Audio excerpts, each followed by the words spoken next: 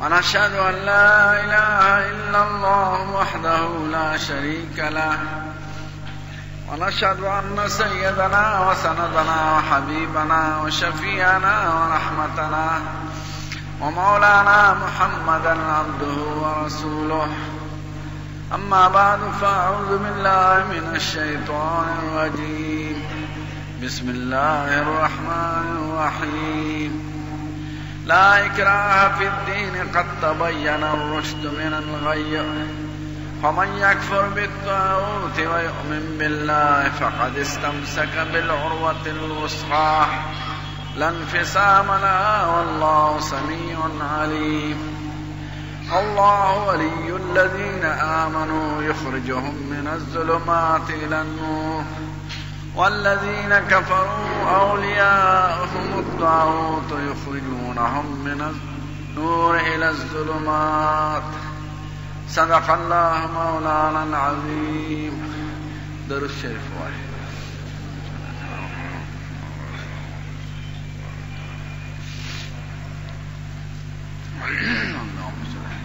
د حضور پاک نوم په دې خطبه کې راشي نو درود شریف وینا پکار ده. ځکه هغه وایي چې زما نوم واورئ نو درود شریف ووایئ.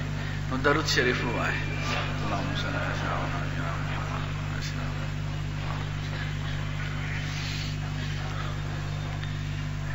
دا اصل خبره نه مخکې درته یو حدیث بیان. حضور پاک یو ځل منبر ته خطه وی آمین، بیا وی آمین، بیا بل پاٹ کی ته خطه وی آمین، بیا وعظ وکړه خطبه ولوستله لمانځه نه پس چا ورته وی قربان تا آمین آمین ولې ووایې؟ وی دا ړومبي آمین مې د جبریل علیه السلام په وینا ووایې. هغه راته ووایي هغه سړی ډېر سپېره دی چې د رمضان غوندې بختوره میاشت پرې راشي او دی خدای ونه بخي، دی هغې کې هم د ګناهونو نه منع نه شي. رمضان کې عام خدای پاک خلک بخي، تا توبه خدای ته ونه ښکله نو دا ډېر سپېره سړی دی چې رمضان غوندې بختوره میاشت پرې راشي او تېره شي او دی خدای ونه بخي، دا سړی دې سپېره وي. ما وی آمین. وی دا دویم راته وایي چې هغه سړی دې سپېره شي چې مور پلار یې بوډاګانې او دې پې ځان له جنت ونه ګټي، د هغوی خدمت وکړي. مور پلار هر څنګه چې تعالی به پې خدای جنت درکوي، هما جنتک و نارک. نو چې د مور پلار په خدمت د هغوی په طاعت د هغوی په محبت تا جنت ونه ګټه نو ته سپېرې، تا دې وي خدای سپېره کړي. ما وی آمین. درېیم هغه کس چې ستا نوم واوري او په تا درود شریف ونه وایي نو دا سړی دې سپېري. ما وی آمین. په حضور پاک زمون درود شریف ته حاجت نه لري، دا خپل ځان سره احسان کول دی چې سړی یو ځل درود شریف ووایي خدای لس کرته رحمتونه په هغه ورکړي. نو درود شریف ووایه.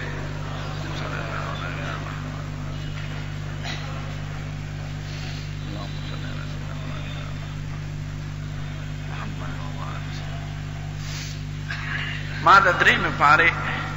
اولونی آیتونه تاسو ته ووایي. د مخکې جمعو کې د آیت کرسي بیان و، هغې کې په یو آیات کې د خدای لس صفته ذکر شي و. د دې عقیده ساتل، د هغې په معنا ځان پوهول، په مطلب یې ځان پوهول دا ضروري و. الله لا اله الا هو الحي القيوم لا تأخذه سنة ولا نوم له ما في السماوات وما في الأرض من ذا الذي يشفع عنده إلا بإذنه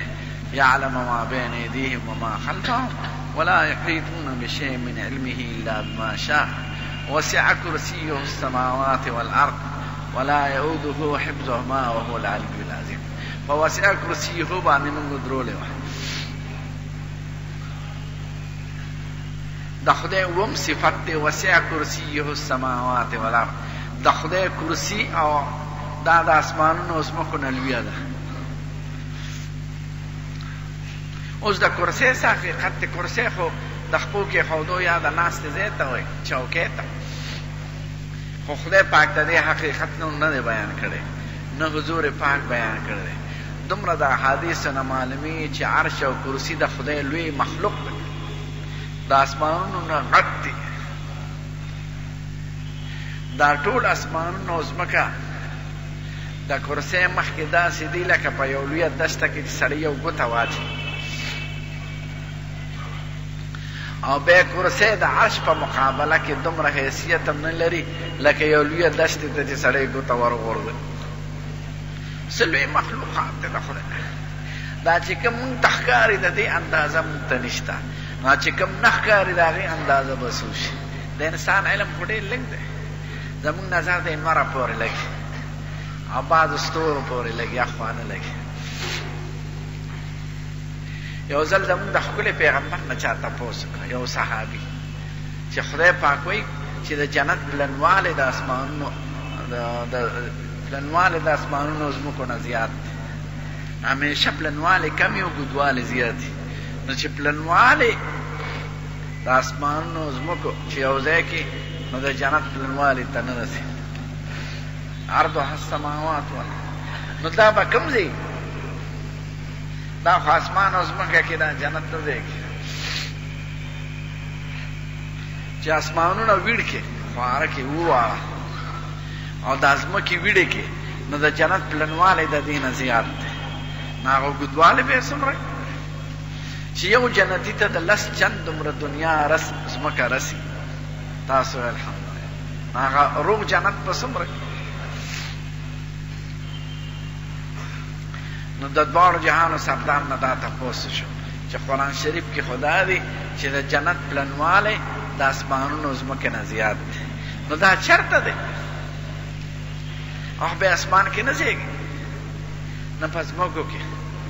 نو هغه ورته وایي دا موجوده اسمانونو ځمکه چرته دي دا کوم ځای دی بس سړي حیران شو وی د خدای په حکم ولاړ دی وی دا شان جنت جدا مخلوق دی جدا دنیا ده زمونږ په تعبیر کې د خدای په حکم جدا ولاړ دوزخ جدا مخلوق دی د دې کائناتو نه بار دی مو خو د کائناتو ذره برابر علم نه لرو چې د کائناتو کې څه دی ځکه خدای وایي ولا یحیطون بشیء من علمه الا بما شاء د خدای معلومات چاته نشته چې خدای څه پیدا کړي دومره قدرې چې خدای چاته څه وښایي نو د خدای د علم او د خدای د مخلوقاتو احاطه په دې ستورو کې به څه عجایبات په دې عالم کې به څه عجایبات ځمکه لا چا پوره سمه نه ده کتلې چې دې کې کم کم مخلوقات داسې دشتې او ځنګلونه دي که لیبیا ته لاړی یو د شګو صحرا ده پکې صحرا د شګو د پاکستان نه لویه ده 1000 میله اوږدوالي نه زیات دی او د 500 پلنوالي میلې نه زیات دی د شګو دشته ده ټول پاکستان اوږدوالی 1000 میله دی نیخ په نیخ د کراچۍ نه چتراله پورې او پلنوالی د کابل نه دغه پورې لاهور نه ښکته سرحد پورې 500 میله پلنوالی نو یوه صحرا دشته په لیبیا کې د ټول پاکستان نه لویه ده هغه شګو کې به ځي هغې کې څوک نشي ګرځېدی د اوښانو سفر وي نو د خدای د مخلوقاتو اندازه بغیر د خدای نه بل چاته نشته خدای وایي وما یعلم جنود ربک الا هو د خدای د لښکرو علم چاته نشته بغیر د خدای نه چې خدای څه پیدا کړي داسې مارغان به ووینئ په بعضو ملکونو کې او داسې حیوانات به ووینئ چې حیران به شي چې داسې شي نو خدای پاک او زمون ښکلی پیغمبر د عرش او د کرسي نور بیان نه دی کړی خو دا ته معلومیږي چې عرش او کرسي د دې مخلوقاتو نه لوی دي نو دا ټول اسمانونه او ځمکه د کرسۍ په مخ کې داسې دي لکه ګوته چې سړی دشتې ته ورغورځوي ګوته سي او بیا کرسي د عرش په مقابله کې مخې ته داسې ده لکه لویې دشتې ته چې سړی یو ګوته ورغورځوي ګوته خو وړه کړی دا زمونږ د ښکلي پیغمبر بیان نو خدای وایي وسع کرسیه السماوات والارض د خدای کرسي د اسمانونو او ځمکو نه لویه ده او څه شي دی هغې کې څه دي څه دپاره پیدا هغې خدای څه کوي دا حضور پاک نه دی ویلی ځکه د ډېرو څیزونو حقیقت اون ته نه دی بیان شوی، صرف ایمان پې لرو. د جنت نه نه یو خبر، بس چې څه خدای او رسول ویلي دي هغه حق ګڼو. د دوزخ د حقیقت نه نه یو خبر. داسې اور به م لیدلي چې رڼا نه کوي او سوځول کوي، تک تور. دا د دوزخ اور دی، رڼا به نه کوي او سوځول به کوي، تک تور اور.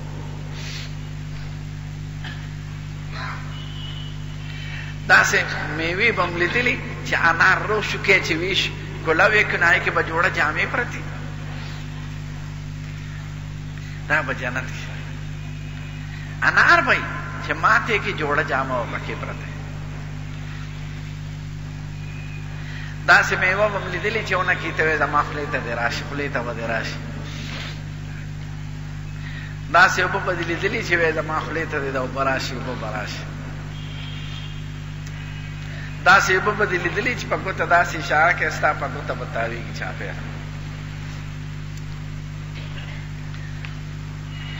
خدای وایي ولکم فیها ما تشتهی انفسکم ولکم فیها ما تدعون. ستاسو دپاره به په جنت کې چې څه غواړئ هغه به دا به د خدای د طرفه میلمستیا وي. نو میلمه چې څه غواړي تیار دا د هغه خدای د طرفه وعدې دي چې د هغه د ښکلي ستوري وینې، د ښکلي لمر وینې، د هغه د ونې غني وینې، د هغه میوې وینې، د هغه نعمتونه وینې. که دا د دنیا د بادشاه خبرې وي، د دنیا د یو لیډر دروغجن خبرې وي، د یو پاټۍ خبرې وي، موږ یې ځای دروغجن وو. دا هغه د خدای خبرې دي چې د هغه هر څه وینو.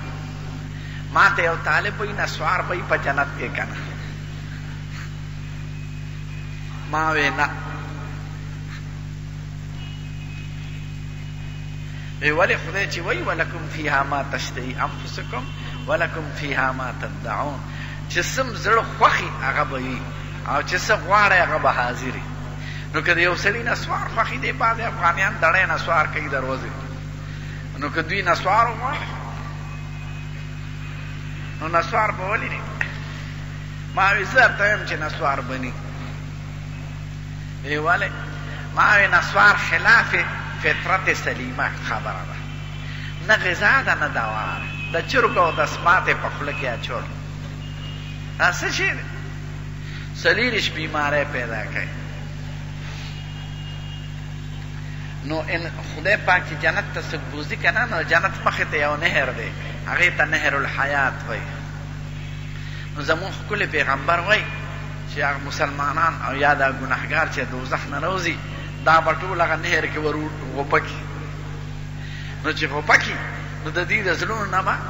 بغض وځي، دشمني به ترې وځي، خلاف فطرت خواهش به ترې وځي. خدای وایي ونزعنا ما فی صدور من غل اخوانا علی سرر متقابلین. د دنیا هغه دشمنۍ او هغه بغضونه به ورته زه وباسم او مخامخ په پکرسو یو بل ته ناست دي، دنیا خبرې به نه. نو د جنت د نسواریان به خدای نه بوځي، هغه نسواریان خواهش به ترې لرې کړي او خواهش به یې نه د سره، ځکه د دې خواهش د انساني فطرت او د عقل نه خلاف دی. اوس هلکان به یې په جنت کې ښکلی. دا خدای یو کم دېرشمه پاره کې وایي سورت دهر کې ویطوف علیهم ولدان مخلدون اذا رأیتهم حسبتهم لؤلؤا منثورا. داسې خادمان به خدمت کوي هلکان، که دې ولیدل ته به چې دا خو مرغلرې دي شیندلې. نو چې خدای د چا صفت کوي یا خو به د صفت خدای ستورو ته خشته نه دی ویلی، څومره ښکلي دي. او دغه هلکانو ته خشته وایي ولدان مخلدون. وی داسې به لکه شیندنې مرغلرې، خو د هلک خواهش به د چا زړه کې نه راسي، ځکه د هلک دا خواهش دا د انساني فطرت او د عقل نه خلاف دی. دا ځناور هم نه کوي بغیر د یو ځناور نیم نه چې آخره دی. چرګ هم په چرګ نه خېږي، سانډا هم په سانډا نه خېږي، چیرلی هم په چیرلی نه خېږي. چېرته خر کمعقل د جهان خر دا داسې کوي. نو دا فطرت نه خلاف خبره نو د فطرت نه خلاف خواهش بني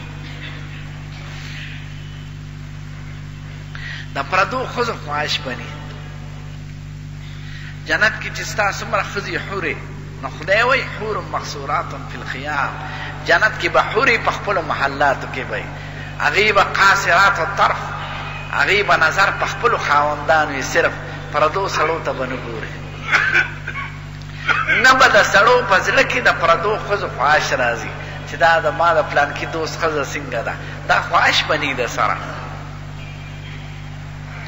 چې سړي له خدای دومره ښایسته ښځه ورکړي دا د حضور پاک بیان دی او د ترمذي شریف حدیث دی وی که د جنت یوه حوره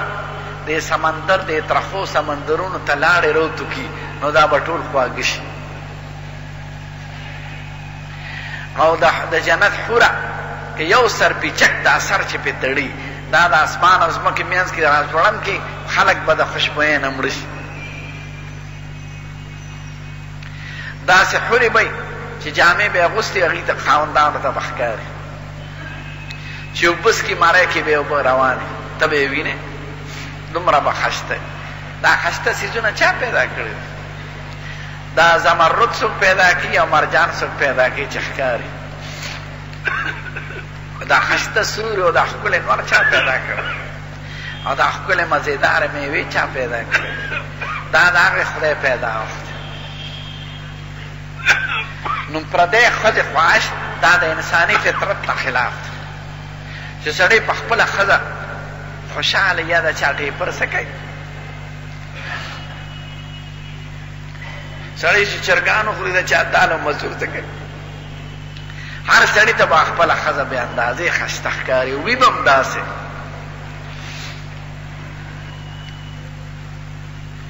ما همته ځکه وایي چې وسیع د خدای مخلوق علم بغیر د خدای نه بل چاته نشته نو خدای وایي وسع کرسیه السماوات والارض د خدای کرسي د اسمانونو او ځمکو نه لویه ده ولا یعوده حفظهما خدای نه ستړی کوي ساتل د دې مخلوقات پیدا کړم دي په کنټرول کې ساتي نور چرته لار بدله نه کړه ستورو چرته بدله نه کړه شپه چرته بې وخته نه شوه ورځ بې وخته نه شوه دا ټول د خدای په حکم ولاړ دي په داسې ترتیب او په نظام چې یو ویښته پکې فرق نشته دا چا کنټرول کړي دي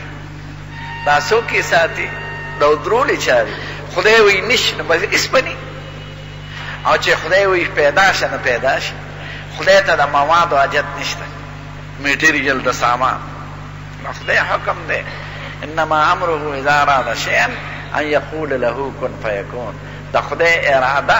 چې د یو شي وشي نو ورته وایي کن پیدا شه فیکون پیدا شي سامان ته حاجت نشته د دې ځمکې مخکې خټه نه وه چې د هغې نه خدای ځمکه جوړه کړې او د دې نور سامان نو چې خدای ته نور جوړ کړی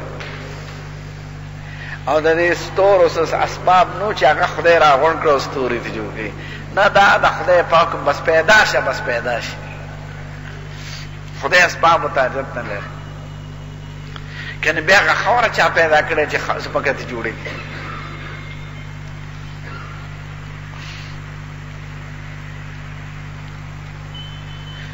نو خدای وی ولا یعوده حفظهما خدای نه ستړی کوي ساتل د دې مخلوقات کنټرول کول د دې مخلوقات او درول د دې مخلوقات خدای نه ستړی کوي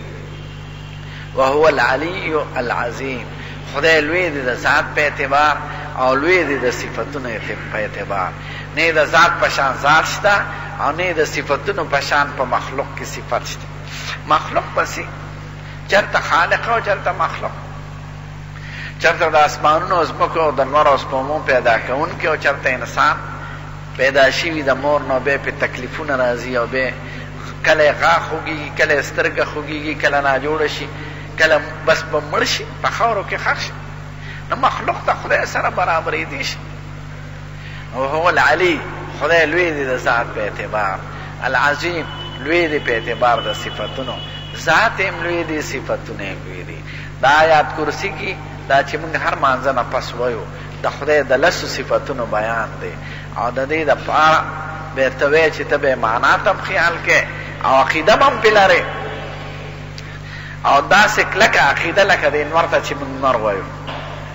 که دا ټول جهان نه ته ووایي چې نه دا انور نه دی دا ته خطا شوي دا سپومې ده نو ستا په یقین کې فرق نه راځي ته به یې زه دروغجن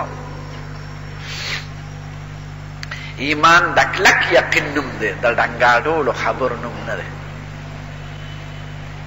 که دې دا ووایي چې دا د مولیانو خبرې دي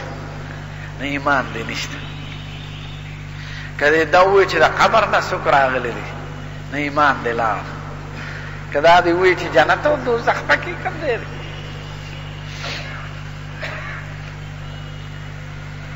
دا ځان ته چې لوی خلک وایي لوی خو خدای دی لیډران ممبران وزیران دوی د دې خبرو کې شک کنې زه یم چې سړی یو عهدې ته ورسي کرسی ته بادشاه شي وزیري او د ده دا خیال یي چې زه چا پیدا کړی او یو مقصد دی راوستی او زما مخکې یو ورځ را روانه ده نو دی به څه کوي د حضرت حسین نه قربان شم د هغه یو کشر زوی دی علي زین العابدین نو د لویو خلقو لوی اخلاق نو داسې ظالمانو چې هغوی سره به دشمني کوو نو یو ځل ورته چا کنځل وکړه دا دومره حوصله او صبر داسې ورته ودرېده وایي وروره زما مخکې یو پړاو را روان دی که زه هغې کې کامیاب شم نو ستا دا کنځل لا ته هېڅ اثر نه کوي وایه او که زه هغې کې ناکامیابه شم نو زه د دې کنځلو نه د زیات لایق یم دا به څوک وایي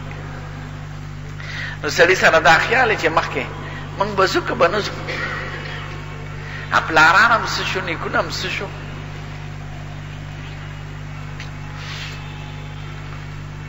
خلک خو په دې وایي چې به زه ورسېدم کرسۍ ته نو خدای دې تا خوار نه کړي چېرته مخکې ورسته که نه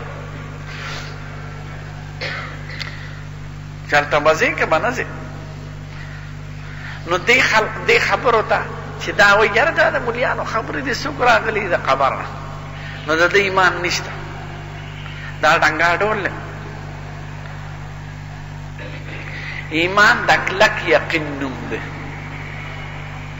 د ډنګا ډولو خبرو نه دی نو خدای وایي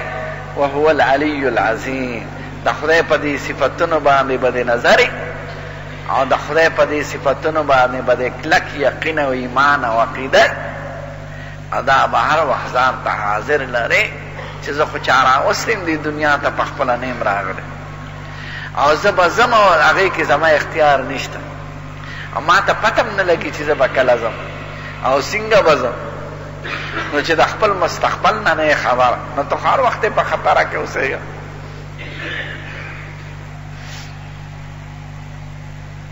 خدای وایي لا اکراه فی الدین د دین او ایمان په سلسله کې زما د طرفه زور نشته